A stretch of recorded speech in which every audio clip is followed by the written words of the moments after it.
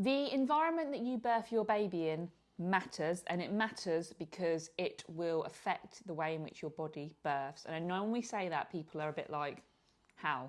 It's just science, mate.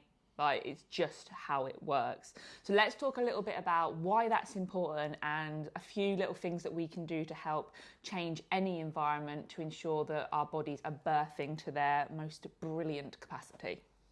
One of the things that your environment can impact is your hormones. So perhaps if you're in an environment that's very bright, that is going to impact your melatonin production, which will in turn impact your oxytocin production, and that will mean that your hormones are not quite optimal for birthing.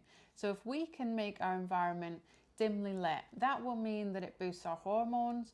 It will also make it a bit more of a relaxing environment. We can do that with things like LED candles or fairy lights, or just switching the lights off if we feel most comfortable like that. That means that we are able to boost those hormones, as well as making sure that anything that's in the room that we perhaps don't want to be looking at is less visible. That might be the faces of other people who are in the room. That might be, you know, bins and resuscitation equipment and things like that that are in the corner of the room. If that is just not quite so in your face and you're not kind of scrutinizing that, then that is going to mean that you are less likely to have your mind on it and your body can just be birthing away.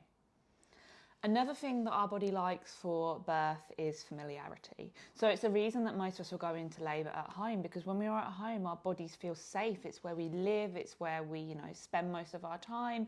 It's somewhere where we just feel okay and safe. And so our bodies are more likely to go into labour there. Now, most people don't birth at home.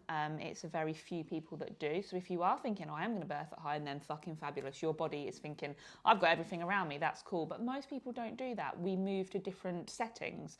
So something else we can do to help our environment when we move to a hospital, or we move to a midwife centre, etc., is take stuff from home with us that will trick our senses into thinking that we are actually at home. So you want to be thinking, you know, a blanket, because it's got your smell on it. You've seen it at home. You sit under it at home. You take that with you, and your body's going to think, well, that's from home. My brain thinks that's from home, and so, okay, I'm at home. There's familiarities here. The more we can bring with us, the more likely we are that our body is just going to very quickly relax, and we're not going to set off adrenaline so much because we have a lot of our homely comforts around us. And it doesn't have to be like big things, does it? We're not talking about bring your sofa, your couch with you. It really can just be simple things. If you relax on the sofa with a blanket or a certain cushion, stick that in your bag. Maybe you've got a picture of your wedding day or your children that is on your coffee table or next to your bed. If you can just pick that up and put it into your bag,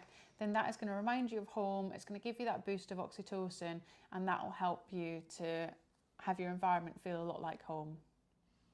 We've all been in that situation where you walk into a room where two people have been arguing, and you can feel it. Oh, like, the air. What is going on in here? Oh, awkward. Well, that is what we want to avoid in our birth space. We want our birth space to feel calm because the people who are in our space are feeling calm. If people are stressed out and kind of inviting all that stress into our environment, then that's going to stress us out and really make us kick off that adrenaline, which will slow down our labour. This is why it's really important for birth partners to have those tools to be able to calm themselves down and have that knowledge to be able to calm themselves down, so that they're not impacting your birth process just solely by being in the room. And if they are calm and they feel calm, it means they are going to be able to gatekeep for you, ensure that there are nobody coming into the room with that energy, because they've sorted themselves out, and therefore they can ensure that whoever is in the room has a good energy and you feel comfortable with them being in there. The people in your birth space, they matter, and they really can impact how your birth goes. So that's a little kind of small wrap up about environment. There is lots of different things that you can do with your environment, but those things are some of the key aspects to it. If you've liked this video, then like it. Like it. Subscribe to our YouTube for weekly videos. If there's anything you would like us to do a video on, then comment and let us know, because we will happily take requests. Come and follow us on Instagram, which is @thebirthuprising. You can see us prattling around on there and sharing all sorts of good birthy info. See you later. Bye. Bye.